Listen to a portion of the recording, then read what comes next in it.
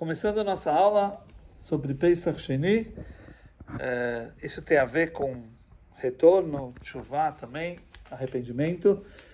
E nossas aulas, como sempre introduzimos, a elevação da Neshama Dvorah Bat Avraham, ok? Que estudos de Torá que é feito, isso realmente tem um benefício muito, muito forte para a alma.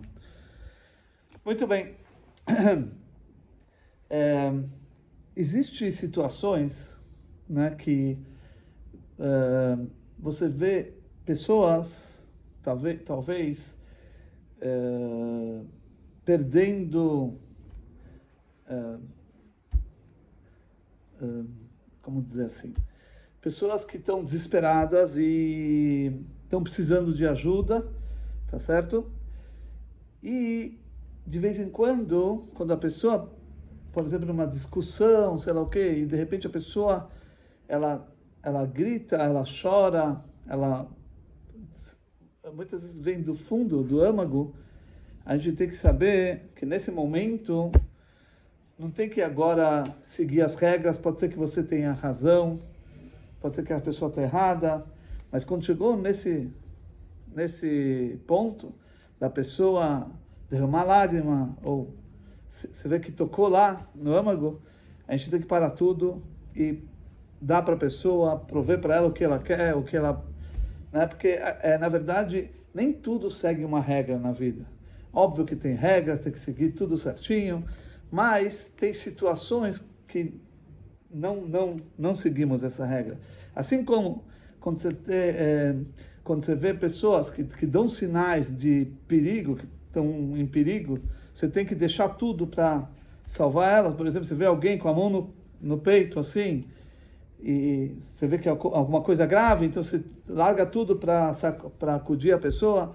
Ou quando você vê alguém caído no chão, no meio da rua, né? Então, fisicamente falando assim também, mas espiritualmente também tem situações nas quais a pessoa está passando por uma situação que toca profundamente a pessoa, o âmago dela, e talvez teria que ter sinais assim para a gente perceber isso e ajudar essa pessoa. Nesse momento não tem regras, não tem razão, não tem razão, certo? A gente tem que se colocar do lado dessa pessoa e ajudar essa pessoa.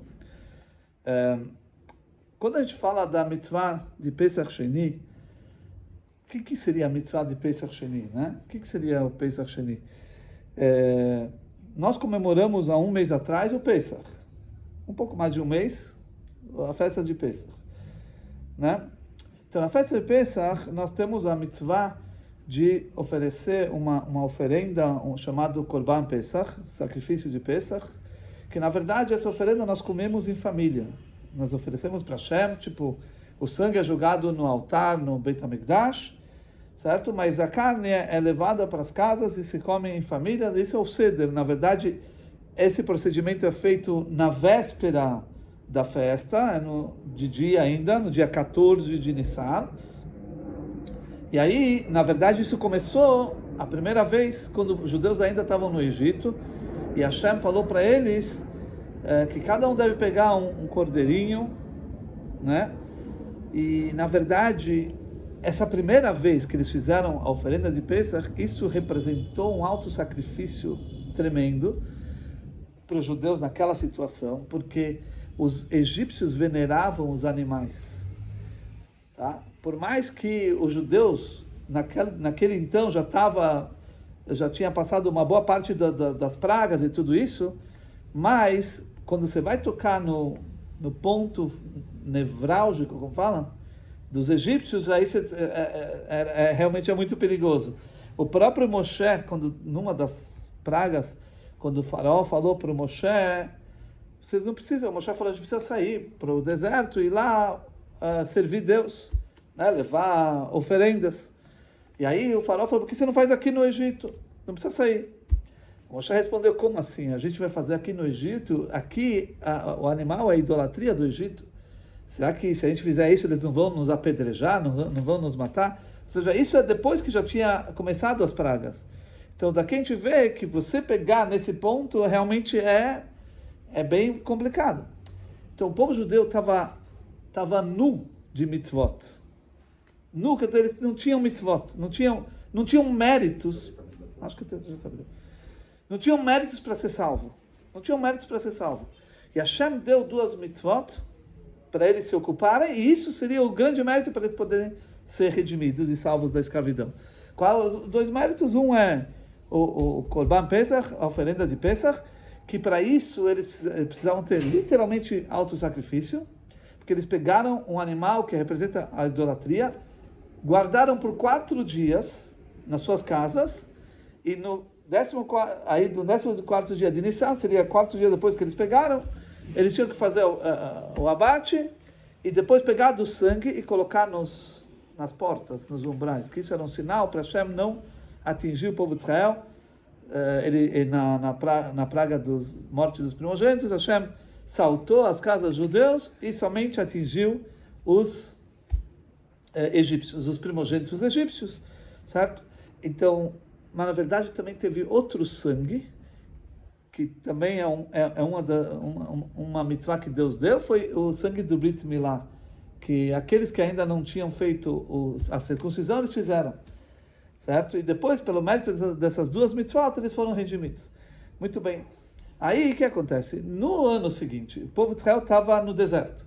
Eles receberam uma ordem especial de Deus. Por quê? Porque essa mitzvah do Pesach Sheni, do Pesach, era, conforme a Torá, se você olha no texto, era para ser cumprida só em Israel, quando eles entrarem em Israel. E agora eles estavam no deserto, né? E Deus fez uma exceção. Ele falou para que o povo de Israel cumprisse também agora a mitzvah do segundo Pesach. Do Pesach no segundo ano. Que quer dizer que cada um tinha que trazer uma oferenda. Aí já tinha um tabernáculo construído, aquele templo portátil do deserto. E eles tinham que fazer. Mas agora era diferente do que o primeiro. Porque o primeiro eles estavam ainda na pressão de fugir, eles estavam ainda na escravidão, sabe? Não estava numa tranquilidade. Prova é que quando eles saíram correndo do Egito, não foi tranquilo. Agora eles estavam literalmente livres dos egípcios, era o primeiro ano já, aí eles podiam comemorar da maneira como tem que ser. Tá certo? Só que o quê? Hashem falou que, dentre as leis que Deus determinou, né, sobre o Pesach, Deus determinou que alguém que está impuro, o que quer dizer uma pessoa impura? Que ele teve contato com o morto, ele não pode fazer a oferenda de Pesach. Tá certo? Aí o que acontece? Vieram algumas pessoas para Moshe, naquela situação, e falaram: Moshe, peraí, como a gente faz? O que aconteceu? Havia algumas pessoas que estavam impuras de morto. Por quê? Tem 2 opiniões no Talmud. Uma é que, vocês lembram que o Aaron tinha 2 filhos, Nadav e Avihu, e eles faleceram quando foi a inauguração do templo, no dia 1 de Nissan, certo? Porque eles estavam com fogo proibido, e na verdade eles estavam embriagados. A gente teve uma aula sobre isso, a gente vai inclusive postar também no YouTube. Mas eles tem toda a explicação do que aconteceu, e eles faleceram. Eram pessoas muito elevadas, mas faleceram. Aí Moshe falou para Elitzafan ben Uziel, que era um dos levitas, primos de Moshe, e mais um para tirarem os corpos e ocuparem com o enterro e tudo. Tá certo? Então, essas pessoas que estavam impuras de mortos é porque eles se ocuparam, cumprindo uma ordem de Moshe. E na verdade, sabe, quando tem um judeu que precisa ser enterrado, aí qualquer um tem que ir lá e fazer o que precisa ser feito. Quer dizer, aí mesmo quando um Kohen Gadol, sabe que um Kohen não pode se purificar por morto. Até um Kohen Gadol, se só tem ele e tem um morto que não tem quem enterre, ele tem que sair, mesmo quando vamos dizer que ele lembrou isso, ele estava servido no Yom Kippur no templo, ele tem que sair de tudo, se purificar e enterrar aquele judeu. Certo? Então, eles estavam fazendo uma mitzvah, certo? Que o Moshe ordenou. Tem outra opinião que fala que eles estavam impuros pelo caixão de Yosef, que eles estavam levando o caixão de Yosef junto, eles tinham contato com... Então, eles estavam impuros. Então, Hashem falou, quem está impuro não pode. Vieram esses judeus e falaram, peraí, mas a gente está fazendo uma coisa, uma mitzvah, a gente não quer perder. Imagina, primeiro pensa que agora eles estavam livres de fato, aí eles iam poder aproveitar mesmo, e eles estão poupados, eles são impedidos de fazer. Eles ficaram assim muito chateados. Mas a pergunta é, peraí, mas existem regras na vida, certo? A regra é que alguém que está impuro está impossibilitado de fazer. Tá bom, paciência, o que eu posso fazer? Não, essa é a regra, né? Só que o quê? Moshe Rabbeinu falou assim, espera aí, eu vou perguntar a Deus, né? Deixa eu perguntar a Deus o que a gente faz nessa situação. E ele foi perguntar para Hashem, e Hashem falou, não tem problema. O que ele está argumentando tem razão, é correto, então eu vou dar o mês seguinte para eles poderem fazer a oferenda de Pesach e eles não vão perder nada. Eles vão conseguir fazer essa mitzvah sem perder nada no segundo mês. No mês de Iyar, que é o mês que nós estamos agora. Isso é chamado Pesach Sheni. Certo? A pergunta é, mas por que Deus fez tudo isso? Aparentemente, existem regras em qualquer parte da Torá, mesmo na vida. Quando você tem horários, por exemplo, tá? Você atrasou, por exemplo, você tinha que pagar cartão de crédito, tá? Você tem, não sei até que horas. Se você não conseguiu se cuidar para pagar no tempo, passou o tempo, acabou, não tem como pagar. Você vai pagar com juros e com multa, tá certo? Ou se você chegou atrasado num compromisso, por exemplo, você tinha que dar vamos dizer, um leilão, tá? Que cada um está dando as suas propostas. Você chegou tarde, perdeu o prazo, e você foi dar, não adianta, acabou, perdeu, não tinha o que fazer. Já acabou, já fechou. Tá certo? Então, a gente arca com as consequências. Quer dizer, você tem que saber que tem regras e você tem que seguir o que é certo. Isso na vida em geral. Na Torá, a mesma coisa. A gente sabe que existe um conceito que, inclusive, é usado isso em Israel, esse termo, mas é tirado da Torá, que é avar zmano batel korbanó. Passou o tempo, a oferenda está anulada. Por quê? Porque se você não conseguiu fazer no tempo correto, acabou. Você não tem que fazer depois, acabou. Você não tem o que fazer mais. Tá certo? Então, na Torá também tem toda a questão de regras e que você tem que se adaptar, se colocar nas regras. Então, qual é? A pergunta é, por que de repente aqui mudou?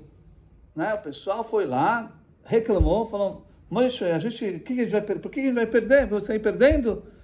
E aí, Moshe foi lá, perguntou para Deus, e Deus falou, não, está certo, vou dar mais uma chance, eles podem fazer no segundo mês. A pergunta é tanto sobre Hashem, como assim? Aqui temos regras, não?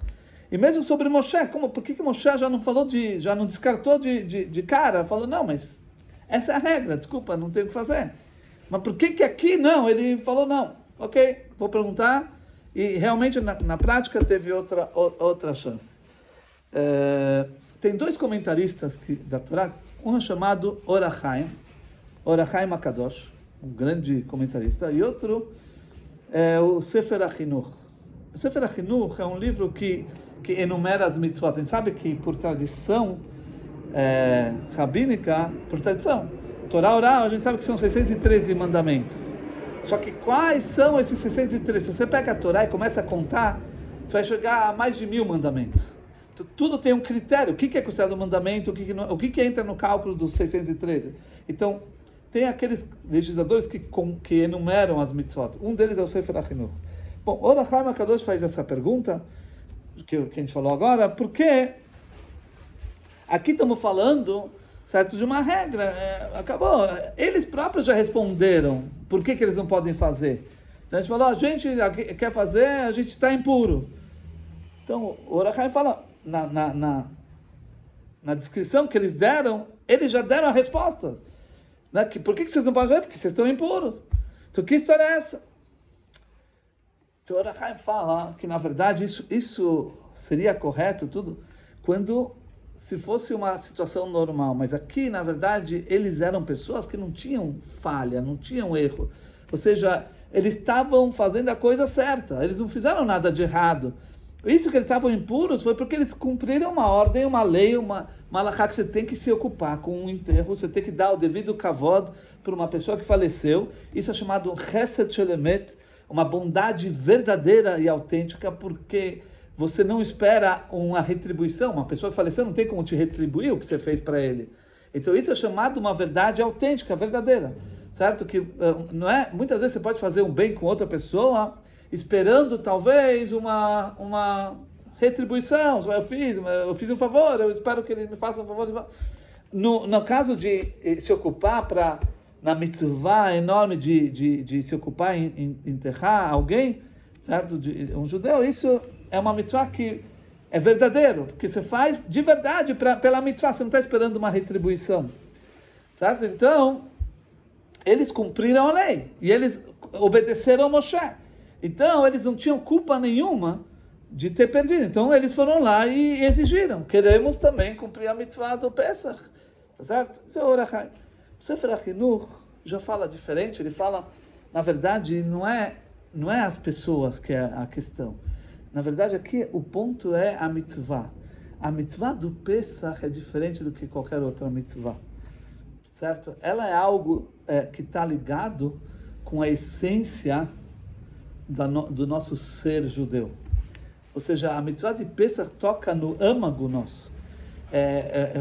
Normalmente, você vê que, interessante, que tanto o Pesach como o Brit Milá, que eram as duas mitzvot que eles fizeram quando saíram do Egito, né? Que Hashem falou para eles terem mitzvot na mão, deu a oferenda de Pesach e o Brit Milá, tá certo? E essas duas mitzvot são as duas mitzvot nos quais, por tradição, a gente sabe que o Eliyahu Hanavi, o profeta Elias, ele vem visitar. Sabia? Vocês sabiam isso? Que todo Brit Milá, a gente até coloca uma cadeira de Eliyahu Hanavi, uma cadeira.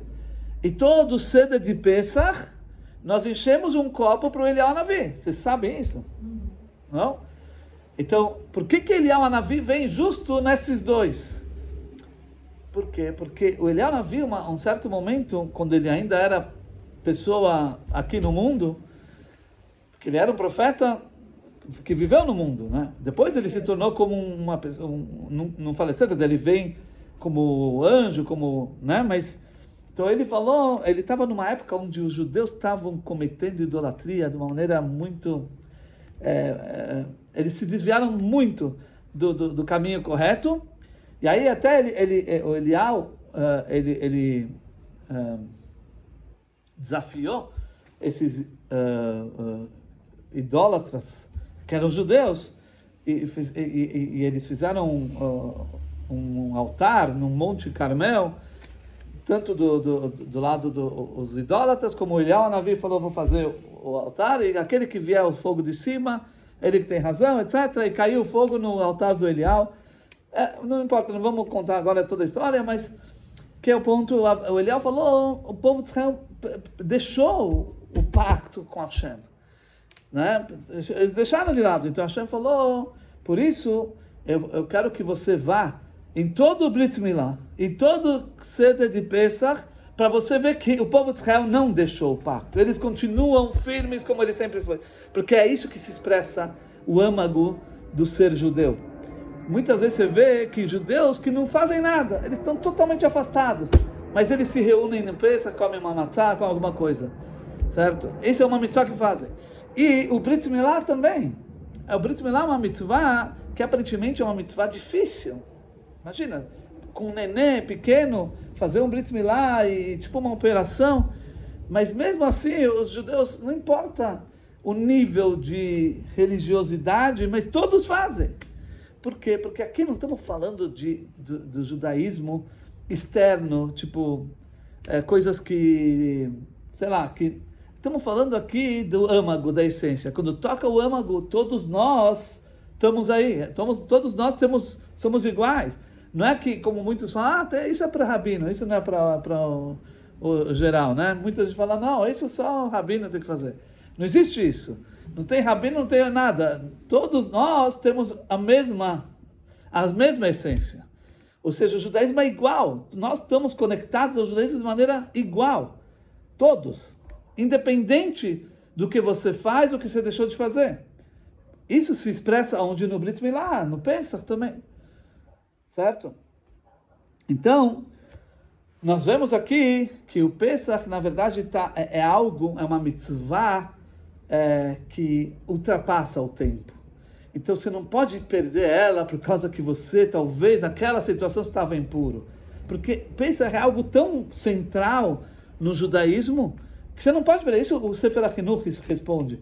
Já que Pesach é uma mitzvah tão central, tão importante, está ligado à essência de um judeu, então não pode assim, ele perdeu por um motivo, sei lá, que ele estava impuro, você não pode perder, você tem que ter outra chance. Porque Pesach é algo tão importante na vida. Ou, por exemplo, uma pessoa que tem que fazer uma prova, certo? Um jovem, que isso vai determinar todo o futuro dele, certo? Então, de repente, ele vai lá, ele está com dor de cabeça, sentindo mal, não tá podendo ir. Não vão falar, não, você não pode fazer, ou você não pode fazer uma segunda prova. Não. Isso é uma coisa tão importante para ele, que ele tem como fazer depois. Então, quando se trata de uma mitzvah tão importante, certo? Como o Pesach, então, por isso, não importa o que a pessoa fez ou deixou de fazer, na verdade, quando Deus respondeu, eles vieram argumentando que eles não têm culpa, eles estavam ocupados com uma mitzvah e por isso isso impediu eles de fazer o cobrar a pesa porque eles estão impuros, tá certo? Deus respondeu de uma maneira muito maior do que eles pediram. Deus falou, não só alguém que está impuro, mesmo uma pessoa que está longe e não pode chegar, e mesmo que alguém não fez propositalmente. Quer dizer, não importa o motivo, certo? Tem uma segunda chance. Isso mostra qual a importância desse Pesach. O Pesach é tão importante que, para isso, se quebra as regras. Não se segue as regras normais. Normalmente, teria que tem regras, se você está enquadrado na situação, então você faz, e se não, você não pode fazer. Tá? Aqui não existe, porque aqui se trata de uma missão muito especial. Mas, e essa é a resposta revolucionária de Deus. É uma revolução, não é? Você está fugindo das regras. E isso que também fala o Rebbe anterior, no Hayom Yom. No Hayom Yom é o calendário racídico, que nosso Rebbe ordenou nos dias, etc. O dia de ontem, é trazido isso, que o Rebbe anterior fala que Pesach Sheni nos ensina que nitoken farfalam, isso em Yiddish. O que quer dizer isso? Não existe caso perdido. Não existe falar, acabou. Não existe caso. Isso sempre tem como recuperar. Sempre tem como conseguir de novo recuperar a situação. Essa é a regra de Pesach Sheni, porque é uma coisa que não é igual às outras, é uma coisa que quando toca lá no âmago, na essência judaica, aí todos os detalhes não caem, não precisa as regras, tudo, porque tocou lá, então aí isso está firme, está de pé, ok? Em qualquer situação, mesmo que ele não fez propositalmente, ele tem como fazer depois. Só que aqui, na verdade, ainda tem uma pergunta. Ok, aqueles que tinham motivo do porquê fizeram, por isso eles vieram argumentar, ou mesmo, conforme o Sefer HaChinuch, que é uma mitzvah muito importante, Pesach, tá certo? Então, não tem como perder uma mitzvah dessa. Então, sempre é dado uma segunda chance. Tá, mas a pergunta é, por que então Deus já não escreveu na Torá? Não é? Direto. Deus podia já ter escrito na Torá, aqui numa situação que alguém não puder, por esse outro motivo, ele tem uma segunda chance, ele pode fazer no segundo mês. Não. Deus não escreveu isso na Torá. Precisou vir pessoas e reclamarem, e exigirem, baterem o pé, e falar, não, a gente quer fazer. Aí foi que Deus falou para Moshe, se realmente eles não puderam fazer, eles devem fazer no próximo mês. Por que veio dessa forma? Se isso já é uma mitzvah tão especial, já devia estar escrito de antemão na Torá. E se eles tinham motivo do porquê não fazer, tinha estar escrito que a regra é quando alguém não pôde fazer, porque eles estavam impuros, certo? Então eles podem fazer depois. Então aqui vem nos ensinar uma regra básica que o quê? Que quando alguém exige. Quando alguém grita de verdade, então Hashem ouve. Essa mitzvah de Pesach Sheni tem que vir justamente de baixo, não já direto dado de cima, porque isso vem da pessoa, de baixo para cima. Quando a pessoa sente lá dentro que ela está perdendo e ela não aceita essa situação, porque ela quer de verdade estar ligada e fazer o que precisa ser feito, então aí surge a mitzvah de Pesach Sheni, ou seja, tem que vir. Deus esperou a iniciativa das pessoas. Deus não quis dar isso já de... Isso tinha que vir dessa forma. Isso é diferente de todas as outras mitzvot. Todas as outras mitzvot, todos os outros mandamentos e preceitos, Deus deu já pra gente tudo certinho na Torá, como tem que ser. Só que esse não, esse nós fomos lá, exigimos, gritamos e falamos, queremos fazer, e aí que Deus deu. E isso tem uma força muito grande. A gente vai trazer agora alguns exemplos do que é o poder de alguém que grita do âmago, que derrama uma lágrima para Hashem. Isso é tão forte que isso tem um poder que a gente não tem noção. Tem uma história do Baal Shem Tov. Uma vez ele chamou um dos seus alunos, chamava Reb Zev Wolf Kitzes, famoso aluno do Baal Shem Tov. Ele falou para ele, olha, nesse Rosh Hashanah você vai tocar o shofar. E o Baal Shem Tov começou a ensinar para ele todas as kavanot. Sabe o que seriam as kavanot? As intenções em cada toque. Quando você toca o tkiá, aquele toque longo, você tem que ter em mente essa kavaná, essa... Quer dizer, começou a ensinar todas as intenções conforme a Kabbalah, que isso, na verdade, é a forma para que esses toques atinjam o seu propósito lá em cima e tenha a consequência que tem que ter. E o Baal Shem ficou explicando para ele, foi marcando tudo, né? Muito bem. Chegou no dia de Rosh Hashanah, já estava quase no horário de tocar o shofar. O Reb Zev Kitzes estava lá na Bimá, com o shofar, o Baal Shem Tov do lado, porque o Baal Shem Tov ia mostrar, porque tem que ter alguém que mostra e a pessoa toca. Aí, tudo certo, o Reb Zev Kitzes foi tirar do bolso aquele papel, ele deixou marcado no papelzinho, porque eram coisas complicadas, então para ele relembrar e não se perder nas intenções, porque, imagina, do lado do Baal Shem Tov, um grande tzadik, tem que estar tudo certinho. Ele foi pegar o papel no bolso e nada de papel. O papel não estava lá. Não sei se justamente ele pegou, alguém pegou, ele pegou o terno errado, pegou o outro casaco que, né? Agora não dava para fazer mais nada, porque já estava na hora dos toques.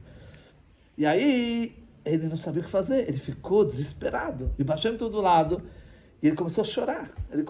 Falou, imagina, o que eu sou agora? O que é a diferença de mim para o carneirinho? Eu sou igual o carneirinho que veio o shofar dele, eu sou igual o shofar, o objeto, eu não tenho, eu não sou, o que eu faço? Eu não sei. Começou a chorar. E aí os toques que ele tocou veio com choro e com toque. Ele tocava e chorava e tocava, e assim foi.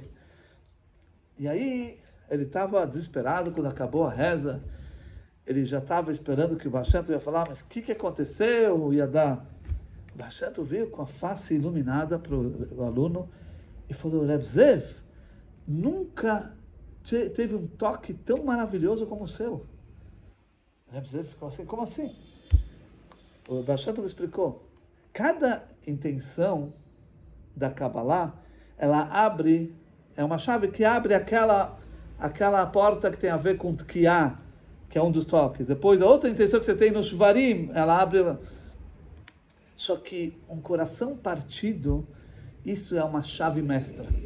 Ou seja, é uma chave que abre todas as portas lá. Certo? Então, o seu toque que você tocou chorando do âmago, isso abriu, quebrou todas as barreiras e chegou direto. Então, o Baal Shem Tov explicou para ele que isso foi um poder incrível.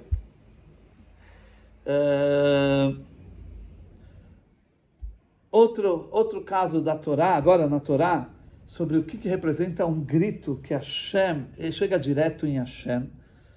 Tudo isso a gente está explicando o conceito de Pesach Sheni, tá? Vocês ouviram falar provavelmente Sodom e Gomorra. Sim, conhece um pouco da história? Sodom e Gomorra, Era na época do Avraham, nosso patriarca, e eram cidades, na verdade 5 cidades, que as pessoas eram muito cruéis, eram pessoas más, baixo nível, perversos, todos os adjetivos negativos que vocês podem achar era aquilo. E aí Deus decidiu que ia exterminar essas cidades. E era uma coisa terrível, na verdade eram milhares, dezenas de milhares de pessoas.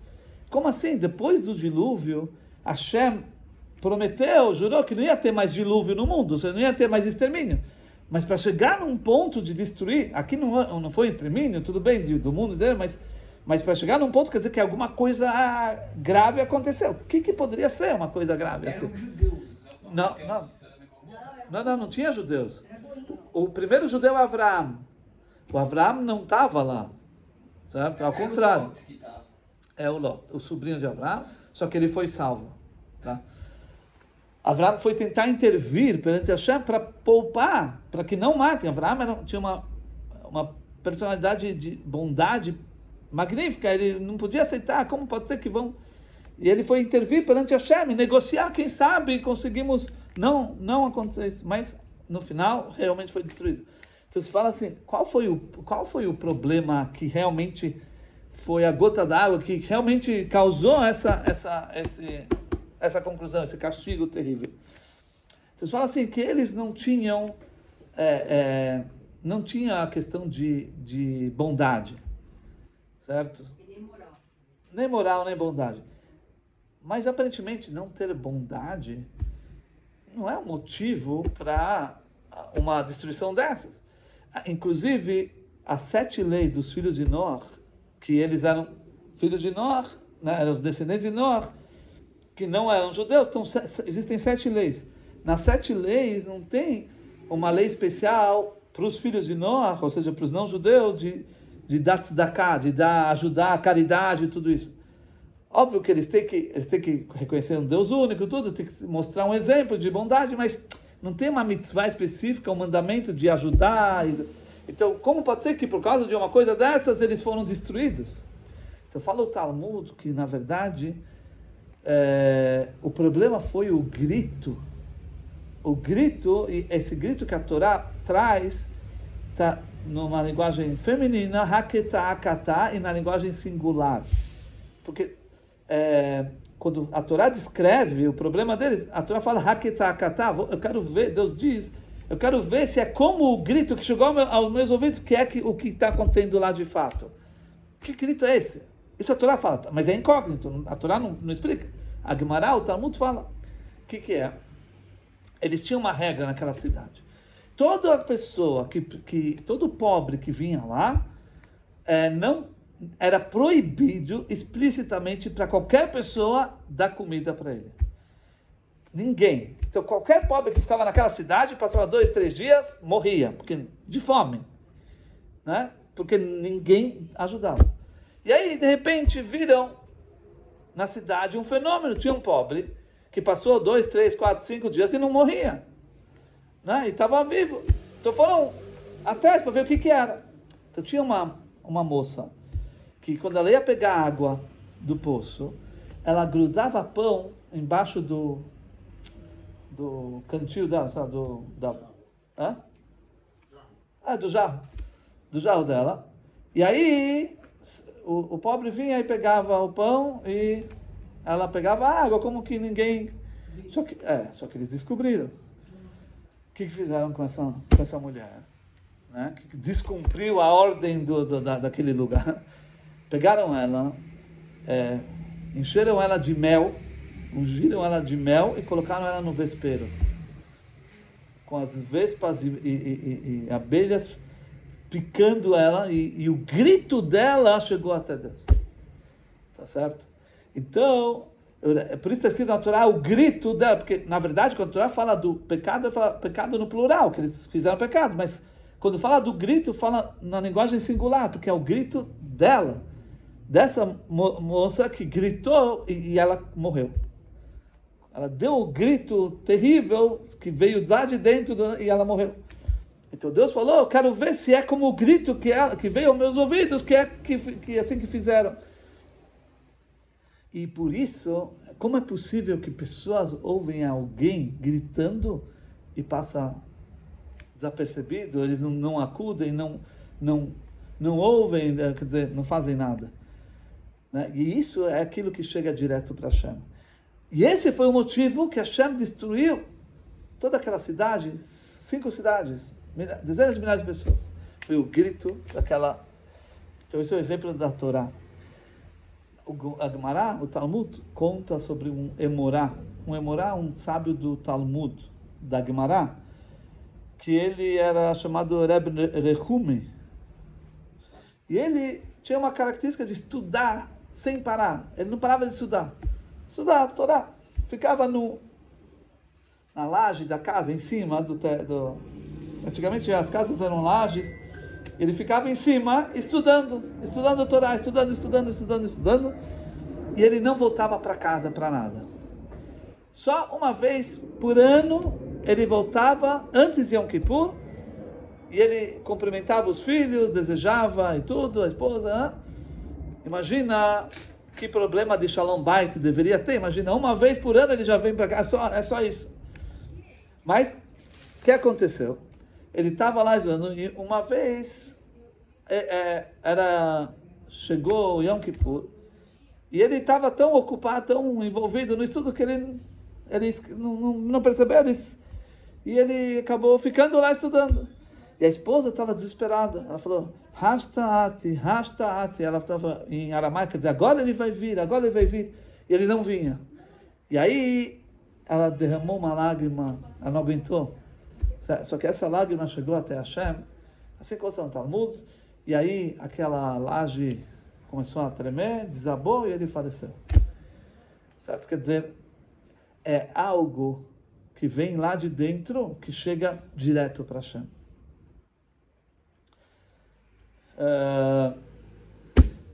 Outra história do Talmud, tudo para mostrar o mesmo pensamento que a gente está querendo desenvolver. Rabi Yehuda Nassi, já ouviram? Rabi Yehuda Nassi é o sábio que escreveu a Mishnah, certo? Então, na época dele, tinha um sujeito chamado Elazar ben Durdaya. Elazar ben Durdaya era um cara que não deixou um pecado de transgredir. Fez tudo o que vocês imaginavam, certo? Até que ele fez algo impensável, ele queria ir com uma mulher, ele passou mares e passou perigos para chegar, porque ela morava numa ilha, não sei aonde, mas só para pecar com ela, ele fez tudo e chegou, ele queria esse desejo, né? Aí, quando ele estava com essa mulher, a mulher falou, olha, Elazar, você não tem mais jeito. Acabou, esquece, você não tem, acabou. Não tem, uma pessoa como você, não tem jeito, acabou. Não tem volta. Quando ele ouviu isso dela, uma mulher dessa falando isso para ele, aí ele saiu lá, isso tocou nele, e ele começou a gritar, pedindo para as montanhas, as colinas pedirem por ele para Deus, e nada. E ele começou a gritar, e ele viu que nada, nenhuma causa natural ia ajudar ele. Então ele se sentou, ele colocou a cabeça nos pés e começou a chorar. Ele derramou a alma dele, até que, de tanto chorar, ele morreu. Aí saiu uma voz nos céus, Bat-Kol, isso é chamado Bat-Kol, e disse, o Rabino Elazar ben Durdaya é convidado ao Gan Eden, ao Jardim do Éden, ao mundo vitor, a recompensa maior. Conhecia essa história? Não? Aí Rabi Yehuda Nassi, que era o líder daquela geração, ele ouviu essa voz do céu. E ele começou a chorar. Falou que tem pessoas que para comprar seu mundo vindouro precisa anos e anos. E tem pessoas que compram num instante. Que adquirem num instante. E ele começou a chorar. Então pergunta, o que o Rabi Yehuda Nassi está chorando? Qual o problema que ele comprou em um instante? Tá bom, ótimo, é melhor para ele. Por que o Rabi Yehuda Nassi está chorando? Então uma resposta que fala, na verdade não é que ele estava chorando pelo Elazar ben Durdai, ele estava chorando por ele. Ele falou, aqui nós vemos que um gesto da pessoa que vem lá de dentro, você pode conseguir conquistar algo que normalmente demoraria anos e anos para você conquistar. Quer dizer, olha o poder que tem algo que vem lá de dentro. Olha, quando algo vem lá do âmago, tem um poder tão grande que num instante ele consegue tudo, ele consegue garantir tudo. E por que a gente não está usando isso? Por que a gente não está se aproveitando dessa... Quer dizer, isso foi uma informação que o Rabi Yehuda Hanassi, ele entendeu que é possível, se a gente souber aproveitar uma situação, é possível você conseguir algo basta você estar envolvido de maneira profunda com aquilo, você vai conseguir algo o que demoraria muito mais. Por que ele não fez isso? Por que a gente não aproveita essa situação? Por isso que ele estava chorando.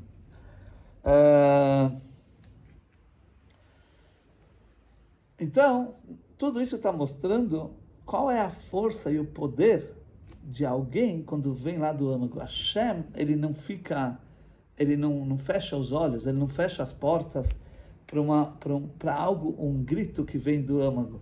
Aqui a gente estava falando no começo da aula que existem regras, óbvio, você tem que seguir regras, mas quando você percebe que a pessoa tocou lá profundamente na pessoa e ela está desabando na sua frente, você tem que acudir, você tem que parar tudo e ajudar essa pessoa, porque é isso está mexendo lá em cima.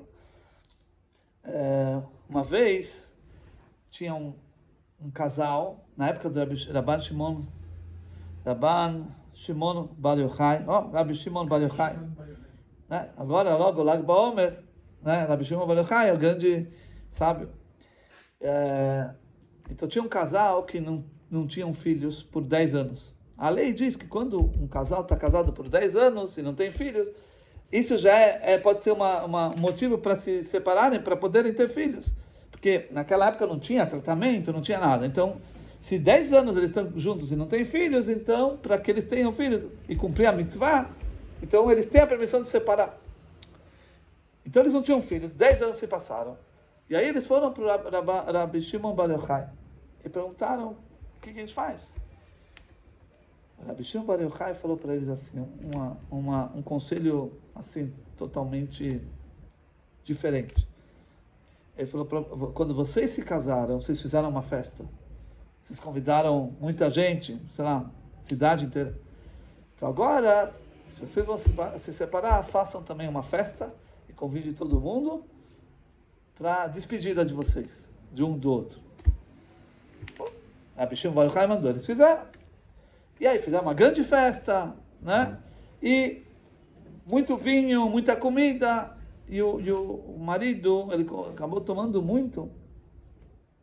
Ele estava já quase caindo no chão. Ele falou para a esposa, que ainda não foi a separação ainda.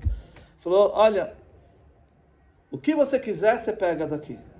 O que para você é mais precioso daqui da casa, que você mais gosta, você pega, leva com você. Depois ele bebeu mais e caiu. Aí acabou a festa. Aí a esposa pediu para os mordomos, as pessoas que estavam trabalhando lá, falou, por favor, vocês peguem ele e levam para a casa dos meus pais. E fizeram isso, ele estava dormindo. Aí de manhã ele acorda, ele olha para os lados, onde eu estou? Na casa do meu sogro. O que eu estou fazendo aqui? Aí ela aparece lá e ela fala para ele, antes de você cair duro, você falou para mim que eu pegue a coisa mais preciosa e que eu mais gosto. Então eu peguei você. E aí voltaram para Rabbi Shimon Bar Yochai. E aí Rabbi Shimon Bar Yochai falou para eles, vocês podem ficar juntos e vocês vão ter filhos. E eles tiveram filhos. Aí o que acontece? Na verdade, não é possível que aquela situação, imagina, o que Rabbi Shimon Bar Yochai queria provocar aqui?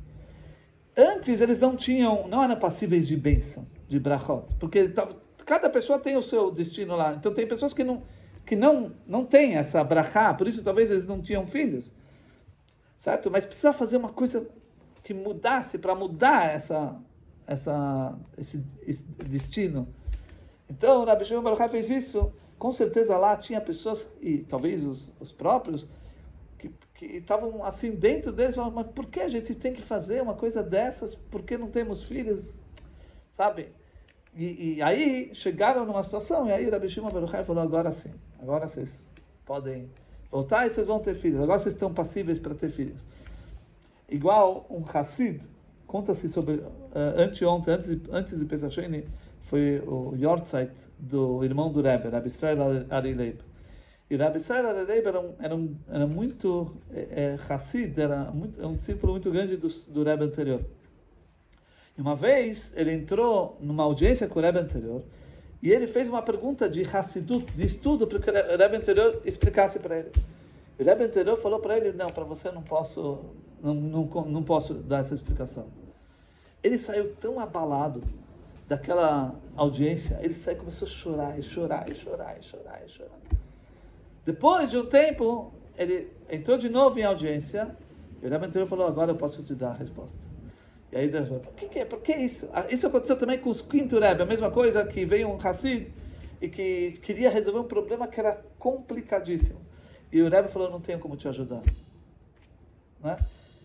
E o Hassid falou, mas como? Se o Rebbe não tem como me ajudar, então o que eu faço? Eu estou perdido. Desculpa, eu não tenho. Ele saiu de lá. Ele ficou tão desesperado, começou a chorar e chorar e chorar. Imagina, ele colocava toda a esperança dele no Rebbe. E chega no Rebbe, o Rebbe falou, não tenho como te ajudar. Então ele caiu, desabou. Aí o irmão do Rebbe viu o Hassid lá, assim desse jeito, ele foi falar com o Rebbe. Falou com o irmão, né? Como você faz? Deixa o irmão, né? Falou, como você deixa um Hassid assim, desesperado? Aí o Rebbe falou, tá, manda ele entrar. Aí o Rebbe vestiu o garter e falou, agora você tem a brachá, vai dar tudo certo. Então por que o Rebbe precisou fazer tudo isso? Na verdade, todo ponto é que até agora ele não estava no nível ainda para receber, e justamente quando ele se quebrou dentro dele, ele gritou e clamou, ele viu, Hashem, me ajuda! Aí ele abriu o caminho para ele. Assim também, as filhas de Tzlofchad, já ouviram falar? Tzlofchad era uma das pessoas que viviam na época de Moshe, que depois saíram do Egito, etc. E Tzlofchad acabou falecendo, e ele só tinha filhas. E a lei diz que a herança, na verdade, cada tribo ia receber parte na terra de Israel. Né? E na verdade a herança é passada para filhos, homens. E aqui eram só filhas. Aí elas foram até Moshe. E falaram para Moshe, olha, nosso pai faleceu. E ele não tem filhos, só tem filhas. Então a gente exige uma parte na terra. Senão, se a gente não vai receber uma parte da terra, a parte do nosso pai vai desaparecer. Né? Porque ele tem direito a uma parte, mas se não tem filhos, então acabou, não vai ter essa parte. E aí dava para ver que essas mulheres eram mulheres cultas e não eram revolucionárias que queriam fazer bagunça, não. Elas não foram para todo mundo falar, por que acontece isso com a gente? Não, elas foram com educação para o Moshe, certo? Mas se elas eram assim, por que elas não aceitaram a lei? A lei é que quando tem filhos, recebe se não tem filhos, não. Por que elas não aceitaram? Então, se você olha a linguagem que a Torá usa, a Torá fala a mesma linguagem que aqueles que não fizeram o segundo Pesach usaram. Eles falam, Lama Nigará, por que a gente vai sair perdendo? Aqueles que estavam impuros. Eles falam, Lama Nigará, por que a gente vai sair perdendo? Por quê? Elas usaram a mesma linguagem. Por quê? Porque elas entenderam daquele caso que existe uma possibilidade quando você realmente sente de verdade que aquilo é alguma coisa que você quer e que te atrapalha e toca lá dentro de você, você deve ir lá exigir e pedir. E aí Moshe Rabbeinu, quando ouviu a argumentação delas, falou, espera aí, foi perguntar para Hashem, e Hashem respondeu, quando não tem filhos, a filha entra no lugar dos filhos e recebe a parte. Tá certo? Então, a gente está vendo que, de novo, tudo isso que a gente está mostrando mostra, comprova o quão forte é o grito de uma pessoa, quando a pessoa grita e pede de verdade. Eu posso contar uma experiência própria minha. Faz alguns anos atrás, o Rebbe tem uma campanha de fazer Hanukiot públicas. Hanukiot, certo? De Hanukkah. E aí, a gente costumava colocar na Praça Lazar Segal. Sim? Só que aí todo ano a gente ia na prefeitura, pegava autorização, né? Eles davam autorização e a gente ia lá, colocava Hanukkah e depois de Hanukkah tirava. Só que, quando a gente foi pedir autorização, a prefeitura falou, não, a gente não pode. Por quê? Porque lá tem uma plaquinha que a loja tal e tal mantém essa praça. Aí então a gente só pode dar autorização se eles permitirem. Eu falei, tá bom, onde é essa loja? Era na Lins. Aí eu fui lá na loja, pedi para falar com o dono.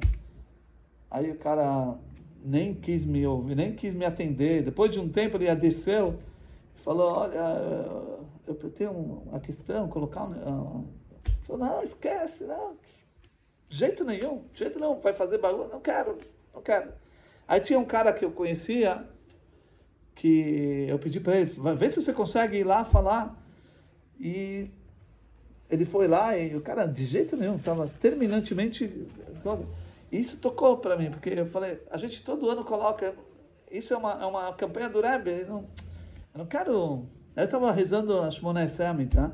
E eu comecei a pensar, né, Hashem, como assim? Eu estou fazendo uma coisa que tipo, quero fazer uma coisa boa, né? E por que tem essas dificuldades? Por quê? Depois da reza, veio uma pessoa aqui visitar aqui, uma pessoa da comunidade. Aí eu estava falando para ela, olha, tem aquela praça, tem a loja tal. Ah, sim, eles vendem, sabe para quem essa loja? Vende roupas para como chama? Esqueci o nome. Alguém da comunidade. Não era Tabakov, era sobrenome, depois eu lembro. Ah, eles vendem. Ah, sim, eles vendem. E você tem o contato? Ah, sim, acho que tem, tá? Eu fui lá, liguei pro cara. Falei, olha, a gente tá com um problema. A gente quer colocar uma Hanukkah, nada de errado, é só fazer certo, para divulgar, etc. Eu falei, tá, fica tranquilo, eu vou falar com ele, eu conheço ele, tá? Depois de 2 dias, o cara próprio me liga da loja, vem aqui, vamos tomar um café, não sei o quê. Aí pronto, eu falei, pode colocar, sem problema, certo? Mas eu vivenciei na prática o que a gente está falando aqui, para mim, aconteceu comigo, certo? Que, tipo, eu senti, falei, peraí, como pode ser? Porque não tá, sabe? Como que... E a coisa se abriu. E eu coloquei a Hanukkah lá, sem problema nenhum. E terminando com uma história, vamos tentar rápida, com uma história também muito forte, que eu ouvi do Rabino Shneur Ashkenazi, Rabino de Israel. Ele falou assim, ele estava dando uma palestra, ele foi dar uma palestra para mulheres, era véspera de Rosh Hashanah, e era um lugar onde tinha mulheres religiosas que trabalhavam lá e queriam fazer um dia de palestras e chamaram ele para dar uma palestra. E aí ele deu uma palestra no horário marcado, ele estava saindo e ele tinha que sair rápido, porque 45 minutos ele tinha que dar outra palestra. Em Petah Tikva, não acho que Petah Tikva. Aí ele saiu pela porta dos fundos, porque estava cheio de mulheres, não era bonito ele sair no meio de todo mundo, só tinha mulheres lá. Então ele saiu pela porta de emergência. E logo na saída tinha uma mulher lá. Falou, Rabino, você está com pressa, posso... Eu falei, não, tipo, ele estava com pressa, mas ele falou, tá bom, não, sentiu que ela está, né? Aí ela falou assim, olha, eu preciso contar para você uma coisa. E ela contou que ela tem um filho, e o filho tem leucemia, Deus nos livre. Tipo aquele tumor no sangue, né? E aí ele foi fazer tratamento no hospital. E é o primeiro filho do casal, né? Se não me engano. E aí, os pais desesperados, o filho tinha que ficar não sei quanto tempo de tratamento no hospital, e ela pediu uma licença não remunerada do emprego para ficar, tipo, o ano inteiro, ficou com o filho. Ela, como ficou um móvel lá do hospital, não me lembro que hospital era, tipo, ela estava o dia inteiro lá, porque o filho estava lá, e ela queria dar força ao filho de 3 anos e meio. E aí estava fazendo o tratamento, estava indo tudo, tendo resultado bom, e parecia que pouco tempo depois ele ia ser liberado para voltar para casa. Só que aí, de repente, o que acontece? O intestino começou a inchar. Ficou inchado. Aí foram fazer os exames, descobriram que tinha uma bactéria lá. Uma bactéria. E aí o médico foi analisar que bactéria era, ele viu, para saber o antibiótico que tem que dar. Só que, infelizmente, o médico veio falar para a mãe, olha, o único antibiótico que combate essa bactéria, o seu filho criou resistência. Porque ele tem resistência para esse antibiótico, e infelizmente não temos o que fazer. Quer dizer, é questão de dias. Deus nos livre. Chas Shalom. Ela ficou desesperada, não sabia o que fazer. E ela falou para o marido, vai se aconselhar com o rabino, vamos ver o que a gente faz, tem que fazer alguma coisa. E aí, o que acontece? Passou um tempinho, aí o rim parou de funcionar. Né? Estava muito grave. Aí ela estava lá, o médico chamou ela, falou, olha, o médico falou a situação, e o médico falou, olha, talvez a gente tenha que fazer um procedimento irreversível, tipo, tem que cortar parte da perna, porque senão, né, sei lá. E aí ela não sabia o que fazer, ligou para o marido, falou para o marido, aí que ela falou para o marido ir falar com o rabino, né? Daí o marido falou para ela, falou, sabe o que? Vamos tomar uma decisão muito difícil, acima da natureza. Eu assumo sobre mim não ter mais internet em casa. E você assume sobre você colocar meia, cobrir a perna, sempre deixar a perna coberta, como recato, né? Sempre coberta, com meia. Aí ela falou assim, depois de um tempo ela entrou, junto com o filho estava anestesiado, estava respiração já, estava com as máquinas, praticamente. Estava respiração via a máquina, né? E ela fechou os olhos, segurou a mão do filho e falou, Deus, esse filho não é só meu e do meu marido, você também é sócio, porque ele sabe que no nascimento de uma criança tem 3 sócios, o pai, a mãe e Deus, certo?